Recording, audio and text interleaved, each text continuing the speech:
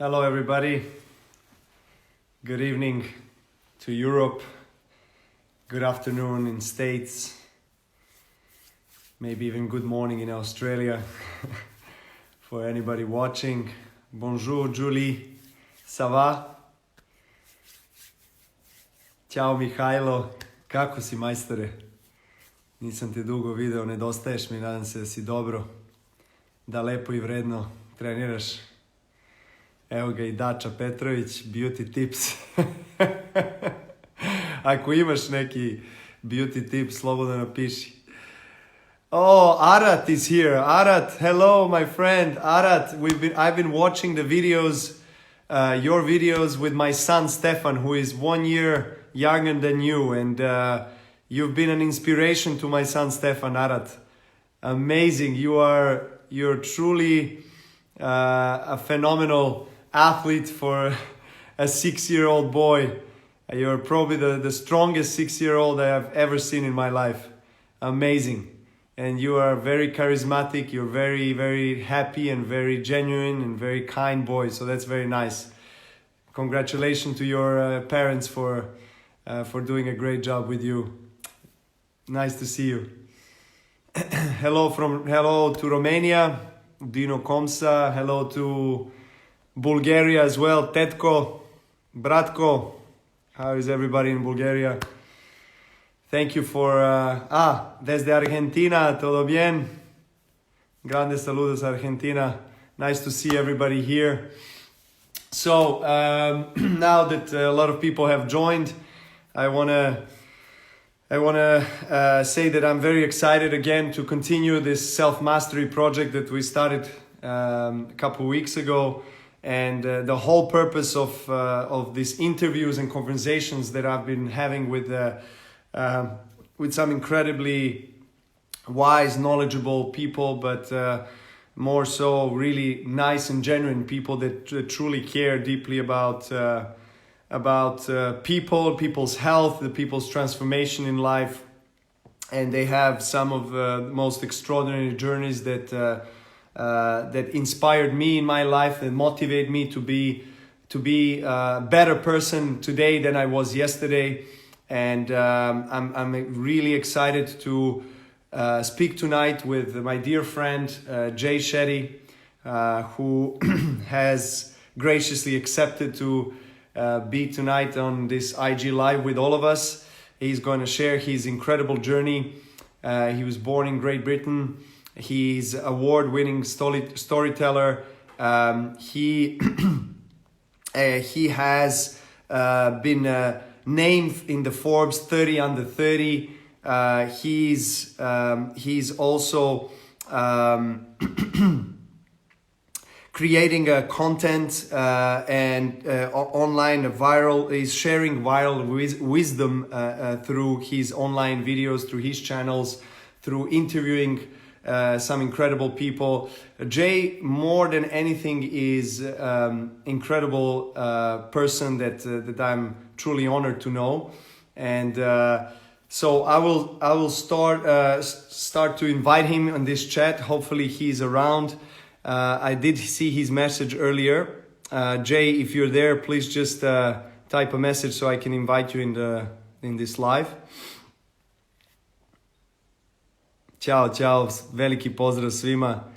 Hvala što ste došli. There he is. There we go.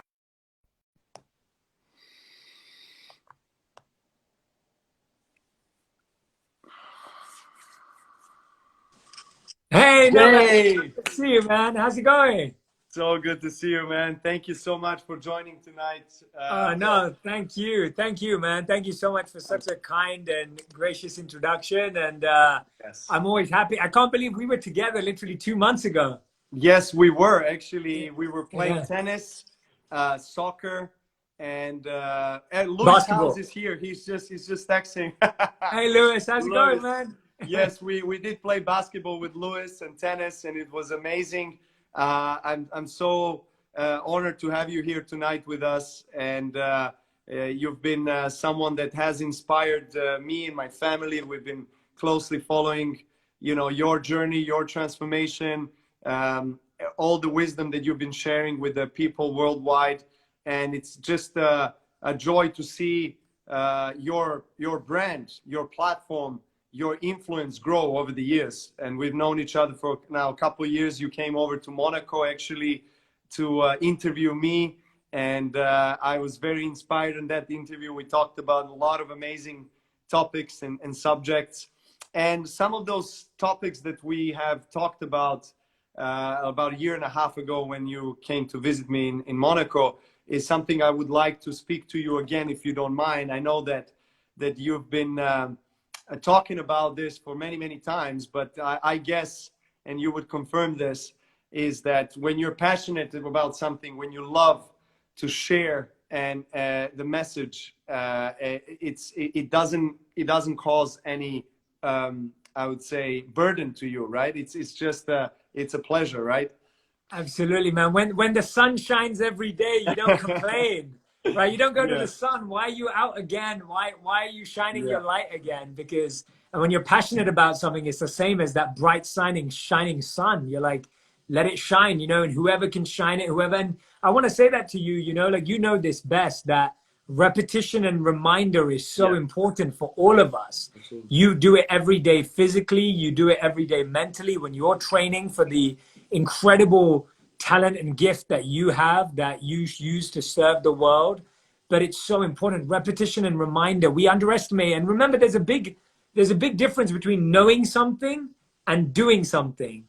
And we all know stuff and we're like, oh, I already know this. I know this, Novak. I know this, Jay. I've heard this before.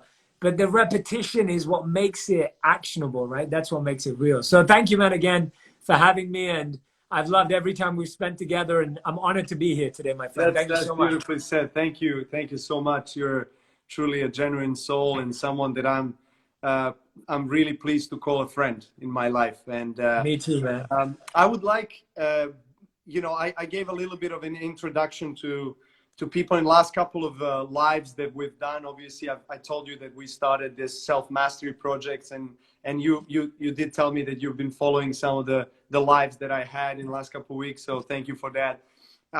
And the whole idea behind it, and I like to repeat this again every time I do live, because I think it's important for people to hear it, even though I've been saying that in the last 3-4 lives that I've done, is that this is solely our perception of things in life and us sharing the journey of life, of transformation of any kind that we have been through.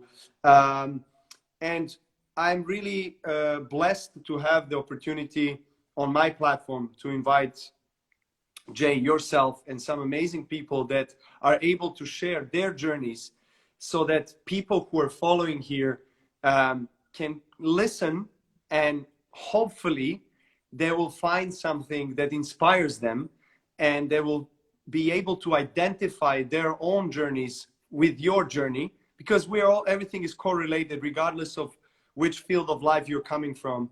We all go through very similar mental, emotional challenges. So I want to repeat again that this is not us preaching about anything. This is us sharing, having a friendly conversation as well, that you know, hopefully can result in some really positive benefits for people listening. And I would like to start off by asking you, Jay, about your journey.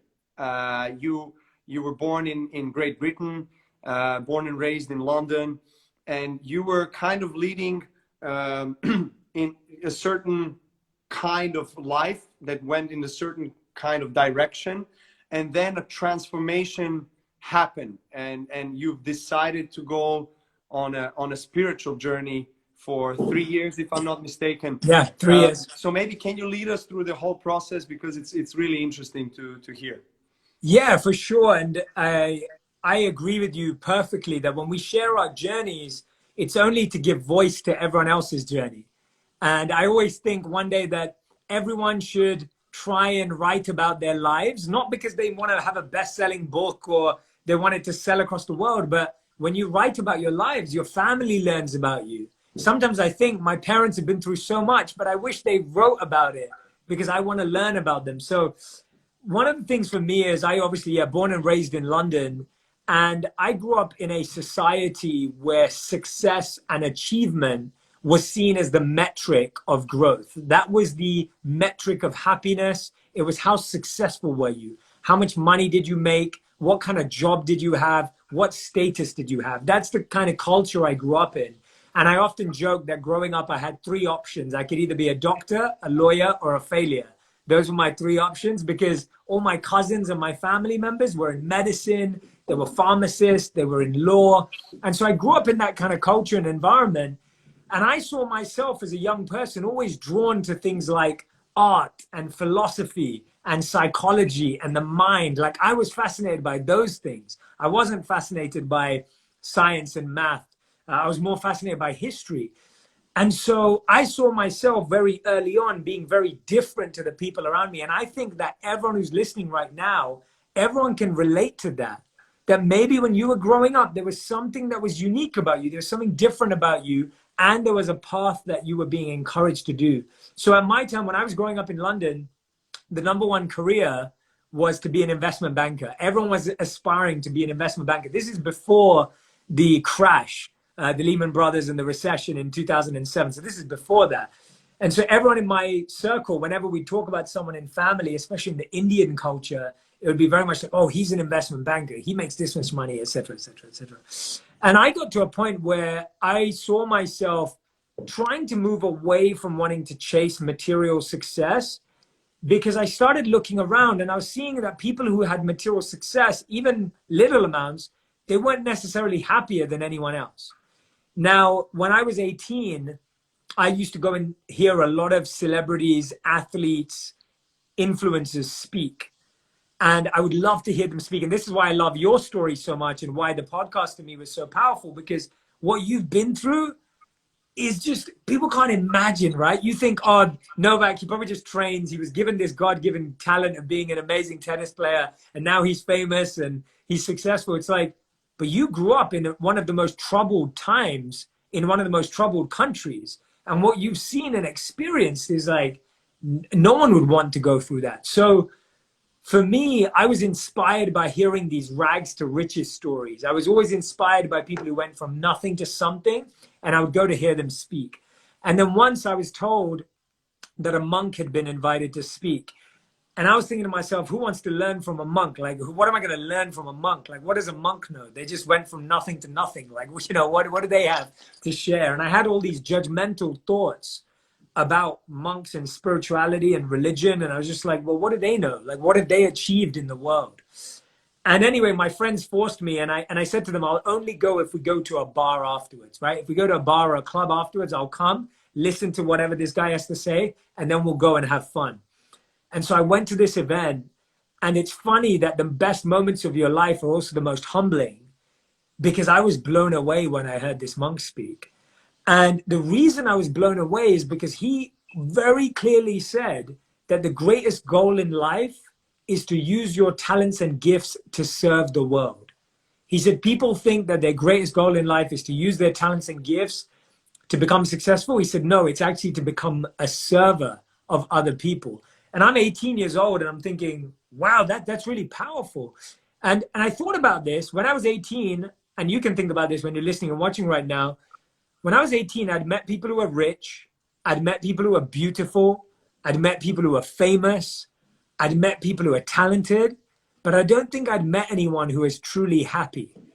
And he was happy. He had that calmness. He had that gentleness. He had that happiness around him. And at 18, I was like, that's what I want. I want that. I want to feel like that. And so I spent all my summer vacations, half of them I would intern at a corporate institution. I would work in the city of London. I would wear my suits. I would hang out in steakhouses. We'd go to bars. I'd be number crunching away, doing financial work. And then the other half of my summer vacations, I would spend living with him in India as a monk. And then when I graduated, I decided that I preferred the monk life to the management and the business life. And so I chose to go off and do that as a real monk for 3 years. And so for me, it wasn't about me being spiritual. It wasn't about me being deep or inquisitive or religious. I wasn't any of those things. But I knew very early on that I wanted meaning, passion, and purpose in my life more than the other stuff. And that the other stuff is not that it's not important, it's that it didn't have meaning without this thing. And this monk really showed me that. So that's kind of like the first part of my life and my journey. I hope I didn't talk for too long. No. But hopefully that was relevant. Thank you for sharing that. That was really, really wonderful. Wanted to ask you what made you do that step and make that decision to go to the monk life? Like, you were doing that kind of like half in a way, kind of testing it out. Yeah. But what attracted you to monk life more than, so to say, modern contemporary life that we have in the cities? I think it was the belief that if I was really going to master my mind, if I was really going to overcome my ego, if I was really going to work on self-mastery, the self-mastery project, if I was really going to master myself, it couldn't be a part-time job. It couldn't be a weekends thing. It couldn't be like, I'll do it tomorrow evening. It had to be a real commitment, because I could very clearly see that and I still have, right? I've not overcome my ego. I'm still working on self-mastery. It's not like it was all solved. Of course. But I knew that if I was going to accelerate that journey, it required a concentrated approach. Just like in tennis, like, you know that you don't become the best tennis player in the world by playing on Saturday afternoon. And it's the same thing with self-mastery. You don't master the mind by practicing on Sunday morning. You have to make it a lifestyle. So that was one thing. The second thing was that I realized I really wanted to serve and give back. And I loved that the monks I was living with were feeding and distributing food to kids on the streets of India. They were building schools and villages to provide this ecosystem for people to live better lives. And I got so moved by wanting to do service. And I was thinking, that's what I want to do full time. I want to do service. And to be honest, I also had a few relationships that didn't work out. So I was like, maybe this is going to be easier. Like, maybe becoming a monk is going to be easier than some healing time. Yeah, exactly. Some breakup healing time, because I kept going through so many failed relationships. So that was definitely a part of it as well. Wonderful. And so when you were there, going through your transformational spiritual journey, when did you come to realization what will your life look like post being a monk? Like, when did you feel that you will come back to, say, normal life, whatever that is, going to coming to States and starting what you started? Now you have your videos have been watched more than billion times. You've been chosen in the 30 under 30 in Forbes most influential people. I mean, you are a motivational speaker to millions and millions of people around the world. I mean, how did this come about? I mean, you literally created that from scratch. I think that there's something very, very powerful in that. And I always love hearing about these stories and journeys that have been built from the foundation up all the way. You haven't inherited anything. You created something that when you were 18 or 19, when you moved to pursue your spiritual journey, you didn't know what that's going to look like. So how did that all shape up? Great question. Great question. So one of the first things I'd say is that I actually know that when I lived as a monk, I wanted to be a monk for the rest of my life. And that was genuinely like in my heart. I was like, I want to do this forever. And as a monk, one day I'll travel the world and I'll share this message. That was in my head. That was my belief. Because I was like, I'm gaining so much from this practice and this path. And then as a monk, I will travel and I will share these teachings. So I always had a desire to share these teachings, but I always thought I'd share them as a monk. Now, as my monk journey went on, I came to the realization that I didn't belong there. See, this is the interesting thing. Monk life gives you more self-awareness. And the painful thing about that self-awareness is then you have to accept what you're not. You have to accept who you are and who you're becoming and what you're not. And I realized that my desire to want to be out in the world and share this message and connect with people like yourself who are spreading spirituality, even through tennis, like I had this desire. And I knew that I had to fulfill that desire. And at the same time, without even saying this to my teachers and my mentors, they also said to me that we think you have a purpose beyond this space. And this is the powerful thing about mentors and coaches. And I know you have lots of mentors and coaches and guides. I'm a big proponent of two types of mentors. So in the Vedas, there's two types of mentors. It's called Vani and Vapu. Vani is the mentor that you learn from that you don't meet. It's the mentor that you have through books, through podcasts, through listening, through teaching, through inspiration. And Vapu is the mentor that you actually meet and you know them and they know you. And so these two types of mentors are talked about. And I believe that you can be mentored by reading about someone's life, even if you've never met them. And you can also be mentored directly. Yes. So mentors are really powerful. And my mentors, my monk mentors, they were like, no, you've got a different path. So anyway, when I first moved back to London, I was around 25, 26 years old. This was in 2013. And if I'm honest, I was in completely the lowest point in my life because I felt like I'd failed being a monk. So a lot of my friends were like, oh yeah, you're back now. You didn't make it as a monk. Who fails at being a monk? A lot of my family was like, oh, what are you going to do now? You're not going to get a job. You haven't worked for 3 years. So I came back to all this negativity. And I was feeling so judged that I'd failed in life. And I was feeling that myself. And that's when all my monk training actually helped me.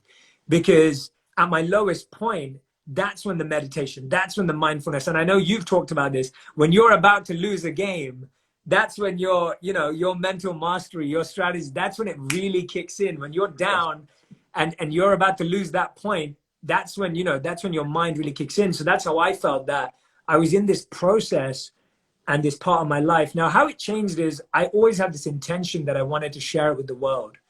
And in London, I was coaching companies, I was coaching individuals, I was sharing this in small groups, in small circles, sometimes for free, sometimes with work, sometimes corporate companies, and it was all growing. But I had this feeling inside myself that this knowledge is the property of everyone. I want everyone to have this. And we're not seeing it everywhere yet. We're still seeing it in companies. We're seeing it in elite circles, but we're not seeing it everywhere. I was like, that kid that's struggling with their mind, I want them to have access to it. And I thought, how do we do that? And I thought video and social media was a powerful way to reach people for free and to give them access to all of this. So anyway, in 2015, end of 2015, me and my friend went out on the streets of London and we filmed 4 videos.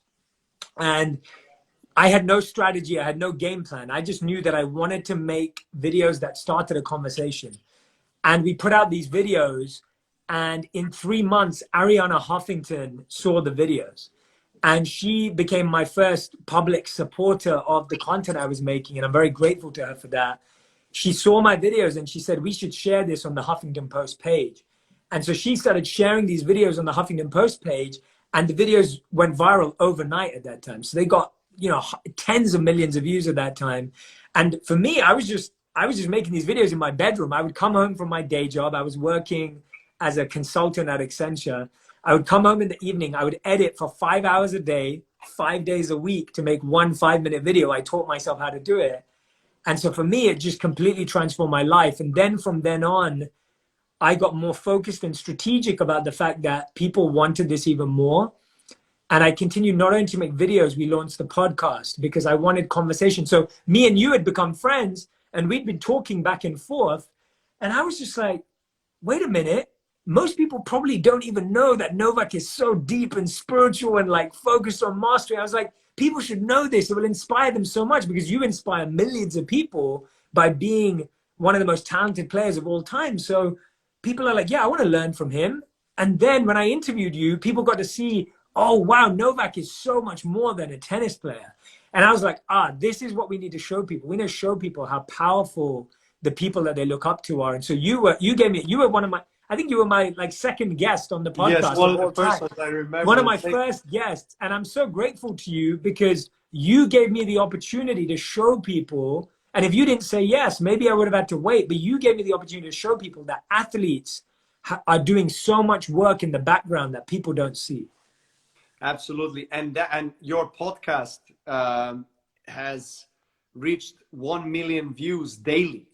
And I mean, that's incredible. I mean, that's amazing. And you've had some really inspiring people from various fields of life. And I remember that after you've interviewed me, you went to see Mario Götze, Yes. a football player from Germany. Yes. And Mario is, we got in touch, you connected us, and it was really interesting in my own world, in athletes' world, to really connect with people that are like-minded and like-hearted as well. Yeah. So Mario, big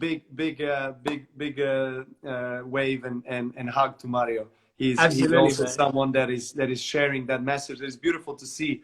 You know, Lewis Hamilton is also someone that shares that message of you know, spirituality, being genuine, being kind, being aware, and being mindful of you know, how you live, and that everything in your lifestyle affects not only your performance, your health, but just millions of people around the world that are following you. So you do serve as a great example, not only by performing well and by being a champion in your sport, but also you have an opportunity to spread the message and to spread the awareness about some really important things and some really noble things. And I think during these times of coronavirus, where us collectively as people on this planet, and our planet as well, that we disconnected with, unfortunately, and we are going through a huge transformation, I think, and you know, a lot of people were forced to stay in quarantine the last couple of months. I'm here in Spain. In the last 2+ months, we were experiencing 24/7 quarantine. It was one of the toughest countries with toughest regime, you know, and regulations during the quarantine, and this is serious. But at the brighter side, you know, when you see things from a larger perspective, it allows you to reflect on yourself and your life, to understand that, you know, we are all connected and we are all dependent from one another. You know, we have our individual journeys, and of course we do care about ourselves and our closest people, our family, the most. But at the same time, I feel like we need to be conscious of the effect that we have in our community, and the community in our city, in our country, and it all travels very fast. So I think, especially nowadays with internet and possibility to share the message through video blogs, or through through lives like this one, and interviews or whatever, Instagram is a great platform where you can share your interest and your hobbies and your life and your philosophy through images, through photos, and through colors, which I think is beautiful.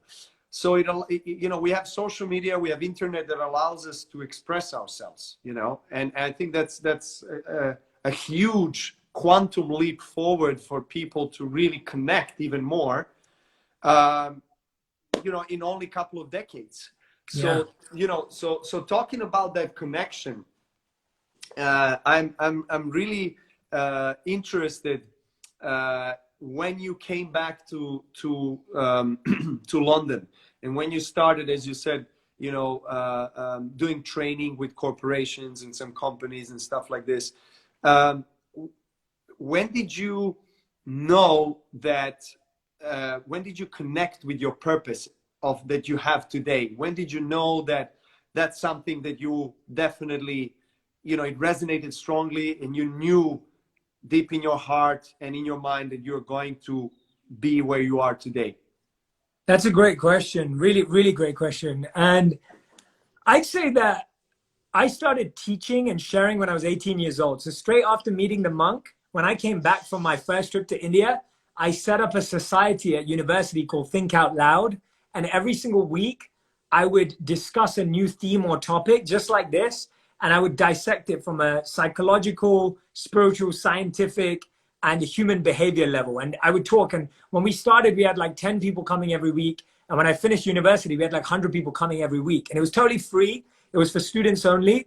And it was just such a beautiful way to connect with people.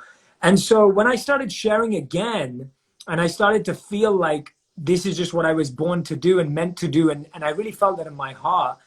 The day it happened was, I remember I sat down with one of my mentors, and he said to me, he said, Jay, do you only want to do this if one day, and he literally put it like this, he said, do you only want to do this if one day this is big and you're famous and you're known for it and it's huge, or do you want to do this even if you can just make ends meet and live off it and do it just for yourself? And I said to him, I'll do it even for that second reason.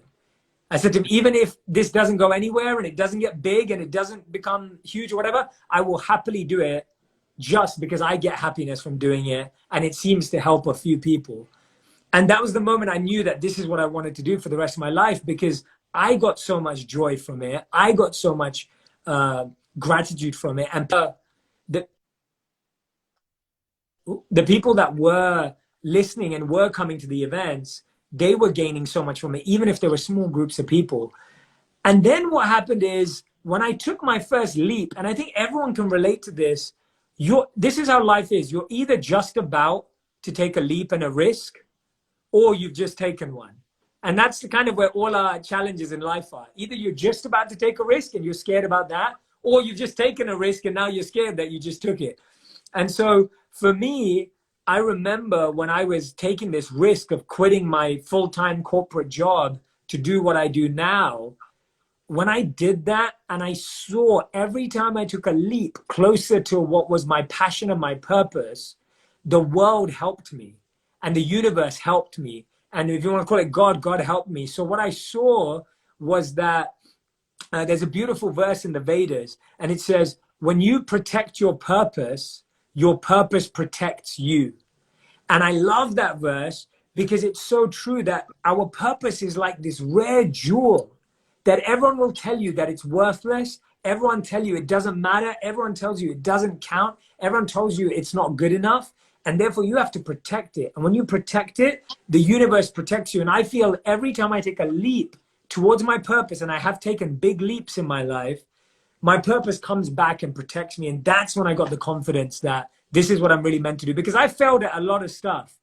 But when I saw momentum here, I was like, this is interesting. I failed at so many things. This is actually going in the right direction. There's something here. Do you feel that the purpose is something that will help people and encourage them to make that leap and make that risk? And if so, how do we as people find the purpose? Yeah, really good. So the way I've been explaining it recently is that there's three aspects to purpose. There's interest, there's passion, and then there's purpose. Interest is like a baby. When the interest grows a little bit and it becomes a teenager, it's a passion. And then when it grows some more, it becomes an adult, it's a purpose. So the seed of purpose is interest. The seed of purpose is the baby of just having interest in something. So it's not that you were as good as you are at tennis. And I'm sure, well, Novak, I'm interested. Do you think you love tennis more now or when you were a baby? That's amazing. By the way, it's an amazing analogy because it's so true. Because I can definitely identify my career and my journey with the analogy that you just presented. Because when I started dreaming about professional tennis, about winning Wimbledon, there was, the most recognized tennis tournament in the world in the history of our sport. When I was a teenager, when I started to feel that I'm becoming strong enough to compete with professionals, I don't want to say the only thing, but probably most of my thinking and most of my visualization was going towards me winning the trophy, me accomplishing my goals and my dreams. My dream was becoming the #1 player in the world and holding a Wimbledon trophy. And when I was 7, I was making this improvised, Wimbledon trophies from all these materials that I had in my room and looking myself in the mirror and saying, you're a Wimbledon champion one day. I was 7. So I do believe I'm a strong proponent and supporter of dreams and chasing your dream, and nothing you know, everything is possible. Nothing is impossible. And I felt it on my own skin. But going back to the interest as a baby of purpose, you're right, because for me, it was about winning, winning, winning. So it was my self-interest. It was my interest to accomplish my own dreams and my own goals and my own visions, of course, with my parents. They were there, the biggest supporters, and you know, very limited amount of people around me when I was growing up. But then obviously I start to feel that that's at the same time, it was always a passion and love, because I really enjoyed playing tennis, and for the sake of holding a racket in my hands and just being out there. I never had an issue of really hating tennis, or you know, of course we all have days where we feel less of doing something that is our love and passion, but I felt that the passion or desire was always there, and the flame was inside. But the purpose for me was strongly related to that interest, right? Yeah. And then going back to the beginning, when you said, you know, when you listen to the monk speak about service as being the biggest priority and the biggest satisfaction, and you know, and the biggest purpose in the life, that's something that I start to feel only later, kind of midway through my career, where I start to feel, okay, well, this is, yes, that's my purpose, but it kind of originates from the self-interest. But now my purpose all of a sudden is changing form. And now it's about service. And now I'm using the platform, of course, partly platform of playing tennis. I mean, still competing professionally, and because I see it as a platform where I'm able to grow, where I feel that, you know, all the suppressed programs, fears, emotions are surfacing like nowhere else in my life. So tennis court for me is in a way a battlefield and a classroom. And at the same time, I do feel that tennis as a whole and as a platform allows me to share with people my passion, these kind of things, you know, this kind of lives. And I try to always have in back of my mind the amount, especially of young people that are following me, that are watching tennis and watching every athlete, because athletes are so blessed to have, you know, millions, if not billions of people around the world following them, idolizing them. And so I see this as a great responsibility, if you know what I mean, because purpose is a responsibility as well. If it's service, you know. But it's even if it's interest, it's still a responsibility, the way I see it, because it is responsibility towards yourself. But if the purpose originates from service, it's a responsibility towards yourself and towards others. And that's when you fully complete this cycle, and that's where you feel abundance inside. Exactly. And that's why I respect you so much, because I know you called your book Serve to Win. And that, you know, that's beautiful. I love that on so many levels. And I think that that's such a great tennis analogy. But you know, and I've been on, thankfully I've been on the other side of your serves, and I know what they feel like. And I by the way, for anybody that is watching now, please, the video is coming. Go back to the videos that we've done, Jay and I, and with Lewis in Los Angeles about two and a half months ago. We played some tennis, and Jay has attempted to return my serves. It was very, very interesting. It was very entertaining. It was we were showing how it's good to always be a student again, and Novak was guiding us. But it's true, like serve to win. And I think that this is what I've been saying a lot, and I repeat it often because it really helps crystallize it. Is like your passion makes you happy, but when you use your passion in the service of others, it becomes a purpose. So what you're doing is you play tennis, and you're a tennis player, and that's amazing. But now, because of the platform that you've gained through being the #1 tennis player in the world, you're using that to serve. And that's the whole goal that everyone can achieve. Whether you're a teacher, you're a doctor, you're a nurse, you're a you're a football player, you make videos like me, whatever you do, all you have to do is, okay, now that I've done this, how can I use what I have to help other people? And you will feel so much more happiness and joy from that. No matter how big or small or successful or whatever you see yourself as, when you start giving away what you have in the form of time, ideas, resources, money, energy. Remember, it's energy. Like time and money, it's all energy. That's what you're really giving.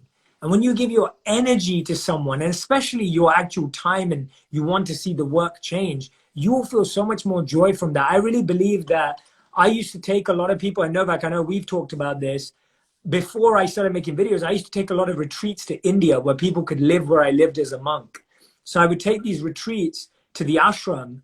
And I remember taking a man, and he then took his children afterwards. He was a successful businessman in London. He took his children afterwards. They were about 13, 14 years old.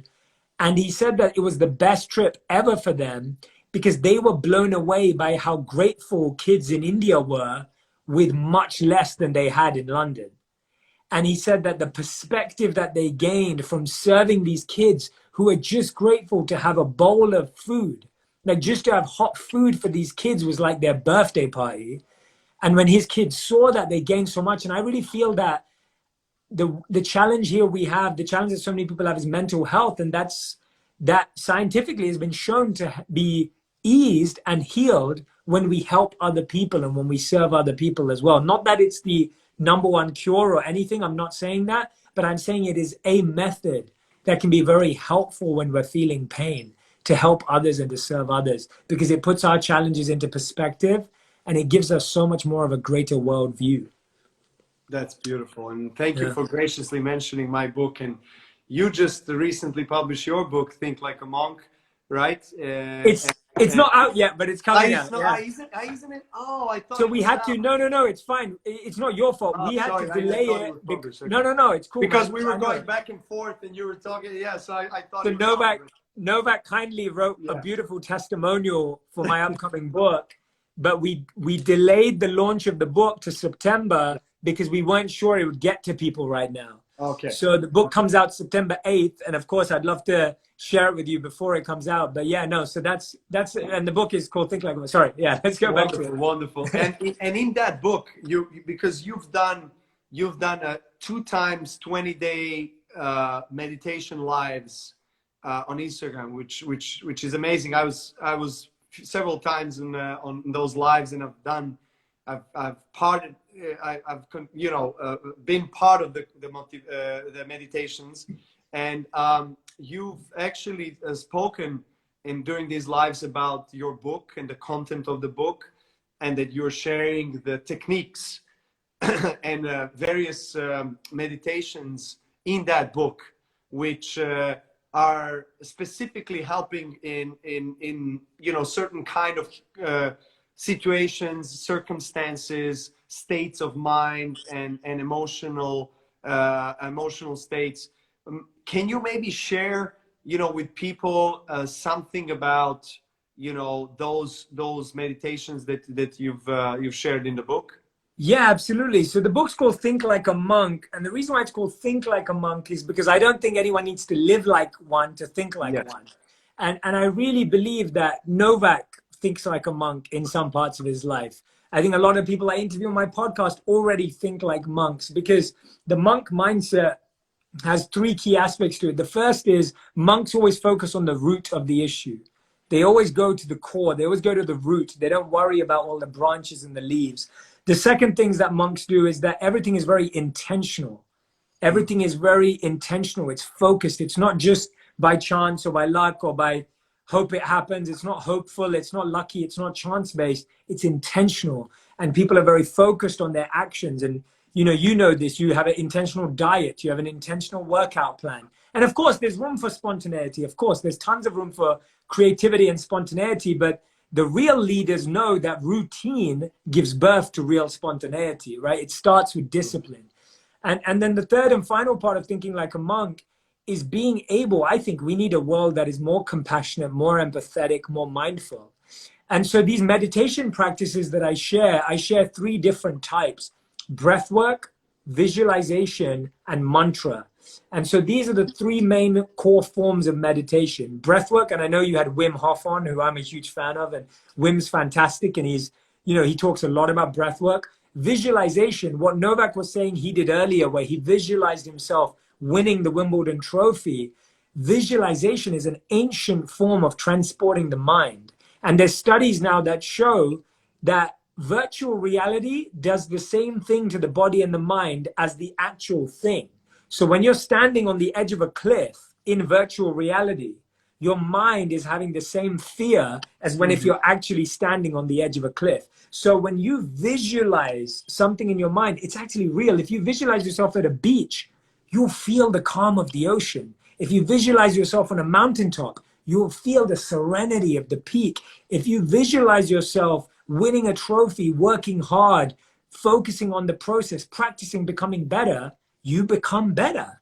If you can't hit a particular shot in real life, if you visualize it, you may then actually be able to do it in real life because you've seen it. Everything that we see, whether it's your favorite car or whether it's a beautiful home, it existed in someone's mind before it existed in reality. Yes. So we have to realize that. So that's visualization. And the third and final is sound and mantra. And the reason why sound is so powerful is sound transports us quicker. If you think about your favorite song from when you were a teenager or when you first fell in love, if you hear that song, you're back in that moment already. Back in the flow. Back in the flow. When you hear a song that you won a trophy to or whatever it may be, you're back in the moment. So songs and music and mantra is the repetition of a particular set of words. And that repetition can allow you to get back in the zone. And so athletes, I know Novak does this when he's about to play tennis. He has a mantra that he may repeat. I have mantras that I repeat before I go on stage. I have mantras that I repeat when I feel negative. These mantras change your mindset. So I share that. Do you want us to do one together, Novak? Would that be fun or not? Sure. Of course. Absolutely. Yeah? Should we do a quick meditation together? Let's do it. Let's do a quick one. Okay. If you want to, we don't have to. No. It's absolutely fine. Love it. Okay. I'm just checking. I didn't know where you want to. If you a lot of people would love to actually experience that live and what that sounds like or what that looks like or what that feels like. Yeah. So we're gonna do a short one. Yes. Can you hear the music, Novak? Tell me yes or no. Okay. So I'm gonna ask you all to close your eyes. And what I want you to do now is bring your awareness to calm, balance, ease, stillness, and peace.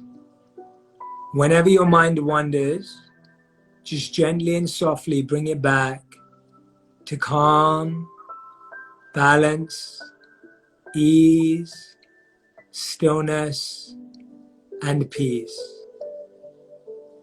Place your left palm on your stomach, and as you breathe in, feel your stomach come out. And as you breathe out, feel your stomach go in. As you breathe in, feel your stomach go out. And as you breathe out, feel your stomach go in. Breathe in for a count of 1, 2, 3, 4.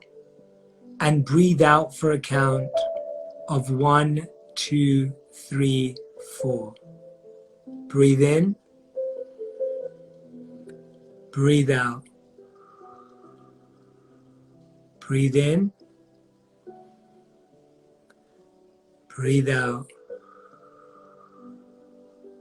Breathe in. Breathe out.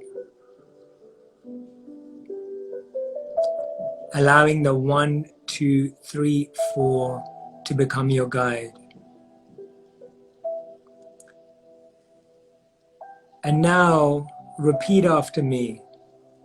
I am grateful for, and fill in the blanks. Whatever you're grateful for. It could be a person, a place, a project. See, we don't reflect on the good times as much as we reflect on the bad times. We remember the bad times more than the good times because when we go through something bad, we cry for a month. But when we go for something good, we celebrate for a night. And so it's so important to deeply step back into a space of gratitude. And you can visualize a moment in your life that you are extremely grateful. Visualize, what could you see? Who was around you? Where were you? What was in the sky? What was on the ground? And what could you hear? Was it someone's voice? Was it particular music? Was it the cheers? And what were you feeling at that time? The love, the joy. This time when you breathe in all of that gratitude, that joy and that kindness. And breathe out any negativity, stress, or pressure. Literally step back into that moment and experience the gratitude in your heart.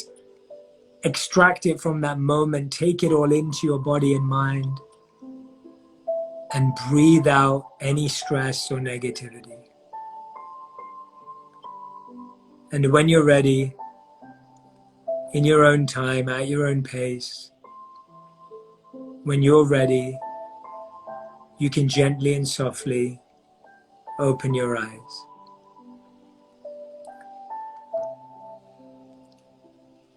So that was a very quick version. That was about 3 minutes.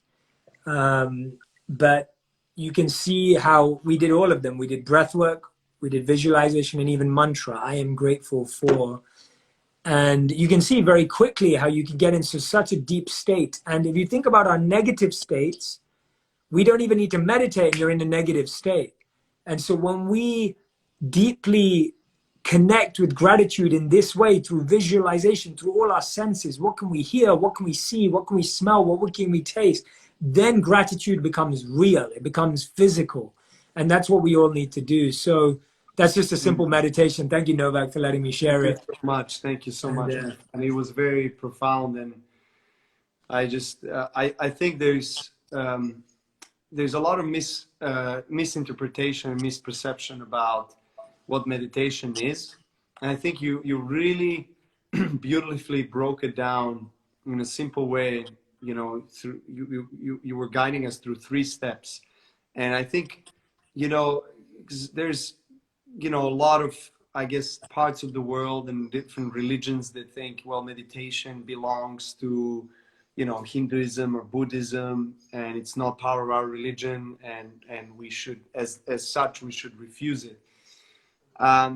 So I think it was really interesting the way you've explained it, and the way you've kind of tried to put it closer to a perception of the mind, of really making it clear by the meditation is breathing, the meditation is prayer as well. Mm-hmm. Because affirmations or mantras are prayer work, you know? Yes. And visualization is something that you are doing in any religion and any part of the world, because we all visualize ourselves being healthy. We all visualize ourselves achieving something in our life. And so meditation is everything, but meditation is mindfulness of being focused on that moment and being aware that you're breathing. Because breath, we talked about breath. I talked with Shervin actually about breath, and it's such a powerful yet so underrated function, right? We completely breathe. Once we stop breathing, we stop living. Completely. So we're breathing, so why should we at all focus on that? I mean, what's the big deal about breathing, right? But then, you know, when you learn how to breathe consciously, like I remember when I was earlier in my career, when I was starting to compete on a professional level, I was struggling with allergies a lot. I had my nose was clogged up. I had a lot of doctors look at it, and I even had some intervention on like one of the like left side of the nose, and they're trying to open it up, and so many things were coming out, and then no one can really understand what is going on. It kept coming back. And so I did change my diet, which affected it in a great manner. But at the same time, I felt whenever I would get anxious on the court or feel too much pressure, it would start to happen again. I start to have this sensation of choking, of having lack of breath and so forth, which would then obviously completely jeopardize my physical state that I'm in. You know, I would feel tired, I would feel fatigued, especially if I'm playing on like really big heat, like Australia, for example. But when I started doing, you know, yoga practice, and when I started doing conscious breathing, it helped me tremendously, and it was so simple. And I encourage a lot of people that don't know where to start with all this, you know, like meditation, visualization. It might seem a little bit abstract. Yeah. Like start with conscious breathing, because and as what you've done with us, you've led us through to counting the breaths, right? Yes. 1, 2, 3, Yes. 4, 1, 2, 3, 1, 4 in, 4 out. And there are, you know, millions of ways you can do that. But just simply starting to really be conscious of your breath, focusing maybe on the tip of your nose or something like that, or feeling the chair that you're sitting in, you know, then you're starting to train yourself to be more in the present moment. I think we you know, as a professional athlete and being in an individual sport, I get to feel a really big leaps, so to say, or transformations of emotional states very quickly.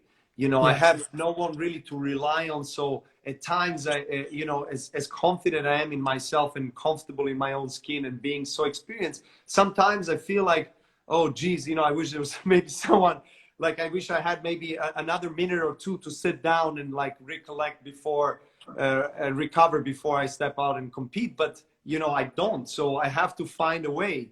And the more I train myself to be mindful and to be present, the more I feel my breath, and the more I'm recovering my energy.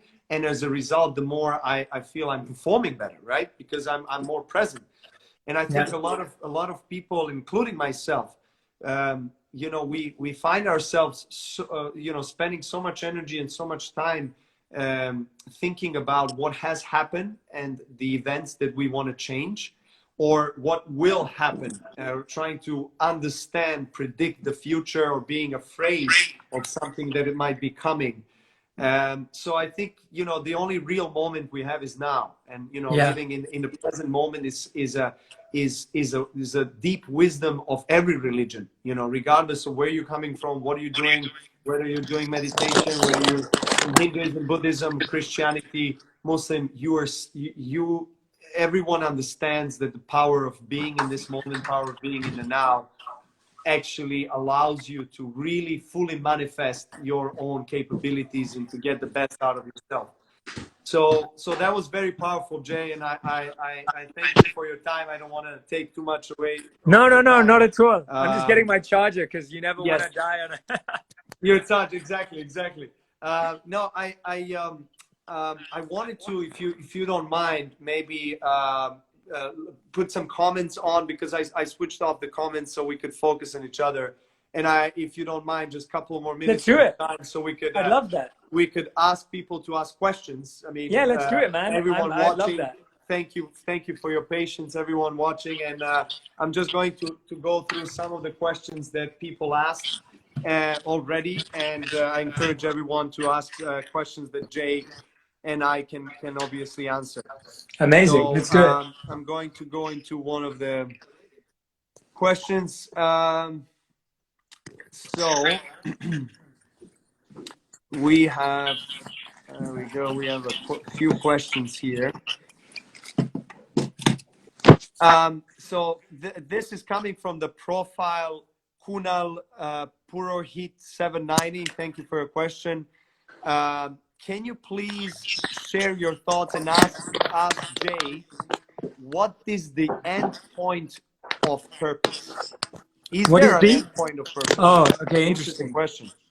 So I always speak from the traditions that I've studied, as opposed to just giving you my opinion, because I believe that people have explored happiness and meaning and purpose far longer than I have, quite frankly. And so from the traditions that I've studied, the answer is that anything that is truly beautiful, spiritual, and powerful is always evolving. There is no end point. So you see that even in service, there's no end point. There's no point someone could say, I've done enough for the world, right? You can't, who could ever say that? You could never say, I have now done the most I could possibly do, right? So there is no end point of purpose, and it is our fascination and addiction to the end that stops us from starting. That's the issue, that we have this big picture of like purpose is like this thing that's going to solve my whole life, and it's what I'm searching for. And that's why I said, no, just look for the interest. Just start with the little baby footsteps of interest, of the baby steps. And if you start with just your interest, it can naturally grow and continue to grow. So we get so fascinated by the end of stuff, but we don't start. And that's how we feel. We always say, oh, I'm never going to get to the end of that book, so I probably won't start it. Oh, I'll probably never get to the end, so I won't start it. So don't let the fascination with the end stop you from starting. Thank you for answering that, Jay. This is a question from the Bader family. Thank you for a question. How much percentage of the tennis game you feel comes from the mental strength to win the game? So it's an interesting one. If you don't mind, Jay, I'll answer this one. Unless I think I should answer this one. I think I should. I think I should answer. I think it's a really really high percentage. I think mental aspect is the most important I guess aspect or element of winning a tennis match or anything in life, really. Because if you're telling yourself, I have not prepared well, if you allow your doubts be stronger than your convictions, be stronger than your confidence, than your self-encouragement, then obviously that is exactly how you're going to feel. And Jay has wonderfully described the visualization. And, it's scientifically proven that when you visualize something, and when you not only think something, a thought, but when you actually feel it in your whole body, that's when the magic happens, in both good way or bad way.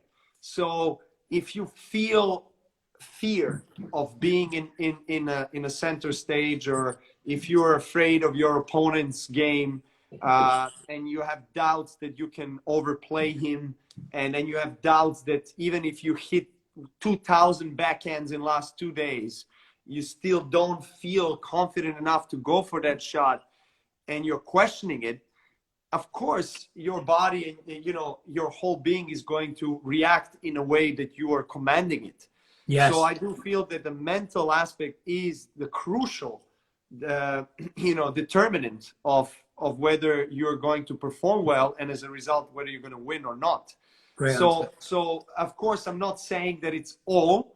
I'm not taking 100% of victory depending on the mental aspect, because of course you have to train, you have to put in the work, you have to be disciplined, you have to understand what serves you, what works for you, in terms of training, the amount of training, the surrounding that you have around you, the recovery routines, the daily routines, what puts you in the flow, right? So when you get on the court, you want to be in that flow. And of course, there are some places in the world where I play where I feel more comfortable, some places where I maybe feel less comfortable. But in the end of the day, I try to train myself daily and put as much as work and I think value the mental training as much as I value my physical training. It's really, really important, especially when you get to the highest level of professional competition. Great answer, man. Really good answer. Thank you. So I'm just going to go into some of few more questions. Jay, thank you for your patience. Of course, man. It's great. Your audience asks great questions. Yes, thank you. This is a good question coming from a profile Rajan KP23. How do you balance making a living and living your purpose? Yeah, good question. So the realist advice is there are certain people like Novak who knew very early on what he wanted to do. And I know this from the interviews that we've done together. And he was very sure about it and he was able to pursue it. And it was his passion and it's become a purpose. He's using his platform to serve others. Now, there are a group of people like that. And if you're asking this question at 20, I'm guessing you're not one of those people. Because if you wanted to, you know, be in a certain career and be in a certain path, you start at an early age. I was late to the game, by the way, as well. Like I started the beginning of what I do now at age 28. Like that's how old I was when I really started this from a career standpoint, even though I'd been doing it for so longer before. And so if you're in that position, my advice to people is be in your day job. You don't need to quit your day job. You don't need to suddenly throw it away. Be there and learn everything you can from your day job that will probably be useful in the future for your passion and your purpose. And then at the same time, use your free time to invest in your purpose. And that's really the key as to whether you're truly passionate about it or not. So I used to finish work at my day job, my corporate day job, at 9 p.m. Sometimes I'd get home and I'd work on my passion from 9 p.m. till 2 a.m. And then on the weekend, guess what? I didn't go out and have a social life. I was working on my purpose. I was editing videos again. I was learning video editing. And I was starting the journey I am now, even now for the past few years. I put in more time into my purpose than I do into any other area of my life. You know, I was building my podcast. I wanted to interview Novak. He wasn't coming to the US. I flew out to, you know, to meet him because A, I was passionate about meeting him and learning from him. And I really wanted to interview him. And so you've got to go out and show that you care about your purpose. And so what it's going to require is you don't need to quit your day job. I would never recommend that to anyone. It's what you do with your free time. And what will happen at one point is you will see that your purpose is growing and you can then make the leap in a gentle and natural way rather than just dropping everything and trying to make a leap. And then it may affect your family and I don't know what situation you're in. But I would always say to people that for some time you will have to have your feet in both boats and it's uncomfortable, but then you can make that leap over afterwards. That's beautiful. Thank you for your answer, Jay. The last question, actually, I'm going to merge two questions in one because they're related. One is from Life-Loving Chrissy. Thank you for your question. What is depression truly? And the other question is from Adita Subramaniam. Thank you for your question. How do you stay calm during a time of failure? And how do you build your self-belief? Wonderful. We should both answer them. You should answer them too. But because I mean, you can speak to the second one a lot. So when it comes to let's do the first question first, the defining depression. You know, I'm not a medical professional, so I always like to point that out, that clinical depression is different. But depression is generally experienced when you're having a long-term feeling of being down, feeling stuck, feeling highly emotionally negative, and you feel like this overwhelming burden that's just surrounding you, and it seems that it's consistent. And that's usually how people express or experience depression, when they feel a overwhelming sense of pain and heaviness in their life. And that may come from failures, it may come from rejection, it may come from parenting, it could come from so many different things. And depression truly is something that ultimately limits you from your potential. That's what it is. It's covering you away from what you're truly meant for. That's what, when you said truly, like, what is it truly? That's what it is truly. It's a covering that isn't you, that is stopping you from achieving your highest potential. It's real and people go through it, and that's what I'm saying, that the clinical definition is very important. And the way you deal with failure and overcoming failure, for me, these are the few things that I do. The first thing is I study the lives of people I admire. There is no one that I admire that hasn't failed. No one. If anything, they failed more. If you haven't read Walter Isaacson's books on Steve Jobs, on Da Vinci, on Einstein, read them. Those guys have failed so many times. If you're inspired by Novak, which I'm sure you are because you follow him, he's failed so many times. And I can say that because I know he knows that. And that's what's got him to where he has today. He's failed. There's that famous phrase of the master has failed more times than the student has tried. And that's what we have to realize in our own minds, is that we will fail more. Actually, the higher you go, the more you fail, because the more you try and experiment. So the first thing I remind myself is that all the people I respect have failed more than I've tried. There's the first thing. The second thing I do is I literally go, what is the feedback in this failure? What can I learn from this failure? Because this failure is a signal that I need to change something, that I need to learn a new skill, that I need to adapt. Failure is never just failure.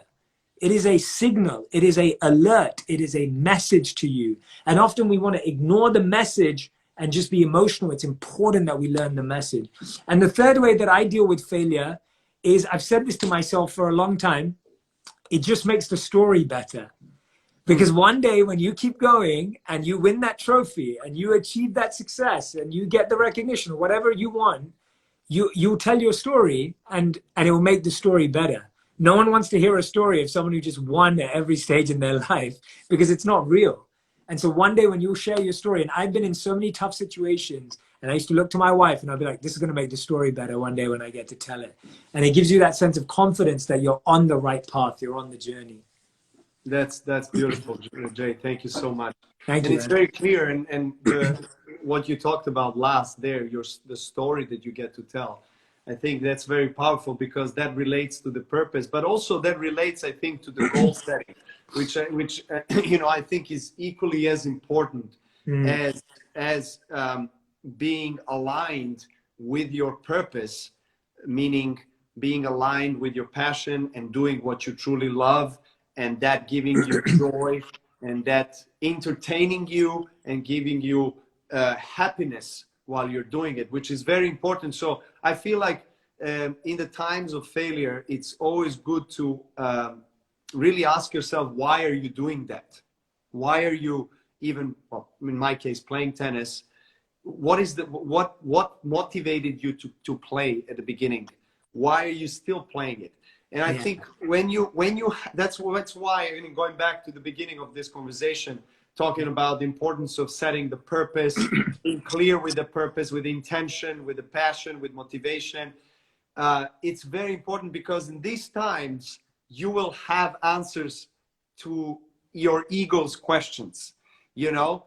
And I think also what is important is going back to what I said about the short-term and long-term goals.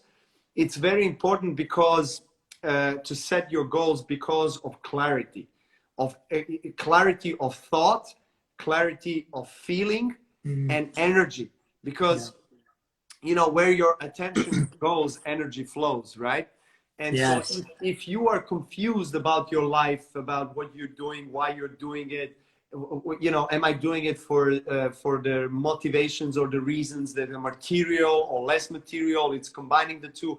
If you don't clear that up yourself, no one else will. So you have to go deep inside yourself, understand why you're playing what you're playing, set your goals, give yourself clarity, and give yourself a route that will be, you know, it will be a solid road that you will know that you're headed in this direction. If you fail, it's normal. Everyone fails. But it will be easier for you to recover once you know that your goal is there and you're headed towards it. And the last thing I would say is the importance of what Jay talked about is the mentorship, you know, whether it's from people that you know or the people that you don't know, whether they're your acquaintance or not. There's so many inspiring people around the world that share their content, they share their wisdom, share their knowledge and passion online. There's so much material, so many books, so many, you know, essays to read, so many wonderful videos to see. And you just need to first find an intention. You know, my intention is to be clear with myself, what my goals are, what my purpose is. If I can't find it, I'll look for inspiration. I'll look for people that have found their purpose, that have gone through a huge transformation in life, like yourself, Jay, that, you know, you've had until you were 18, 19, one kind of life, then all of a sudden you have a different kind of life that got you to where you are. So these are examples and journeys that you can learn from so much. So I think environment is very important in the times when you're failing, when you're depressed, when you're not feeling good about yourself. Also question the environment. You know, who is surrounding you? What is the information that is being fed to you? Is it positive? Is it maybe less positive? Is it encouraging you or discouraging you? Is it inspiring you or not so much? So these kind of things are very, very important to, you know, to have on your so to say daily to-do list. In a way, asking yourself questions, writing things down, and it's important. With Shervin and I talked about the power an energy that is behind writing things down in your diary, taking a pen and writing things on the paper, not only when you're feeling great, but also when you're, you know, feeling discouraged or depressed. And that's where you actually learn about yourself. That's where you can go dig deeper and really transform yourself to even a better version of yourself.